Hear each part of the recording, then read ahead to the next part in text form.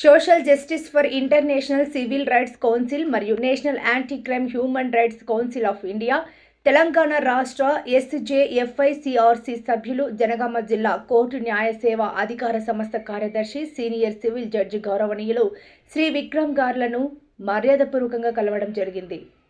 ఎస్జేఎఫ్ఐసిఆర్సి సంస్థ నిర్వహిస్తున్న ప్రజల శ్రేయస్సు కోసం మానవ హక్కులను ఉల్లంఘన జరగకుండా భారత రాజ్యాంగం కల్పించిన హక్కులను ప్రజలు ఉపయోగించుకునే విధంగా అనునిత్యం నిస్వార్థంగా పనిచేస్తున్నామని గౌరవ జడ్జి గారికి వివరించడం జరిగినది. అనంతరం ఎస్జేఎఫ్ఐసిఆర్సి బృంద సభ్యులు కలిసి జనగామ జిల్లా రాజరాజేశ్వరి వృద్ధాశ్రమంలో సనాతన ధర్మం రక్షాబంధన్ సందర్భంగా అన్నదాన కార్యక్రమం నిర్వహించడం జరిగినది. వృద్ధుల ఆరోగ్యం పట్ల వృద్ధాశ్రమం నిర్వాహకులు సరైన సమయానికి మందులు, మంచి భోజనం అందించాలని కోరడం జరిగినది. తెలంగాణ రాష్ట్ర కార్యాలయం హైదరాబాదులో తెలంగాణ రాష్ట్ర సామాజిక న్యాయ మండలి మానవ హక్కుల సంఘం చైర్మన్ గౌరవ శ్రీ చెరుకు రమేష్ గారి జన్మదిన వేడుకలకు హాజరై జన్మదిన శుభాకాంక్షలు తెలపడం జరిగినది.